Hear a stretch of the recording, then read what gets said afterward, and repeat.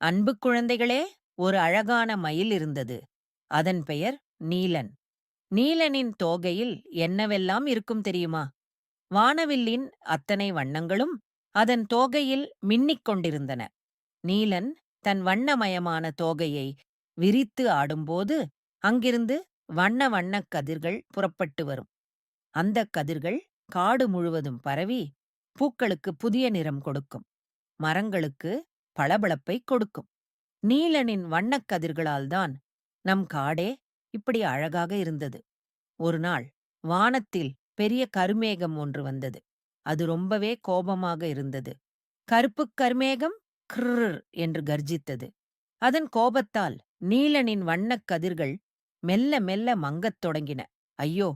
நீலனின் தோகை தன் அழகை இழக்க ஆரம்பித்து விட்டது. வண்ணமயமான கதிர்கள் வெளிவருவது நின்றுவிட்டது. காடு கொஞ்சம் இருண்டு போனது. நீலன் ரொம்பவே வருத்தப்பட்டது. ஆனால் நீலன் தைரியமான மயில் அல்லவா? அது தனது மங்கிய தோகையுடன் ஒரு பயணத்தைத் தொடங்கியது. எங்கேயோ தூரத்தில் இருக்கும் ஒரு வானவில் நீரூற்று பற்றி அதற்குத் தெரிந்திருந்தது. ஆம், அந்த நீரூற்றின் தண்ணீர் அதன் வண்ணங்களை திரும்பக் கொடுக்கும் என்று நீலன் நம்பியது. ஒரு சின்ன குருவியும் ஒரு பூவும் நீலனுக்குத் துணையாகச் சென்றன. அவை நீலனுக்கு வழிகாட்டின. நீலன் நடக்க நடக்க அதன் வண்ணங்கள் மெல்ல மெல்ல திரும்ப வருமா என்று பார்ப்போம். இது போன்ற கதைகளை கேட்க எங்களுடைய பேஜை லைக் பண்ணுங்கள், ஷேர் பண்ணுங்கள், கமெண்ட் பண்ணுங்கள். பிடிச்சிருந்தா ஃபாலோ பண்ணுங்கள்.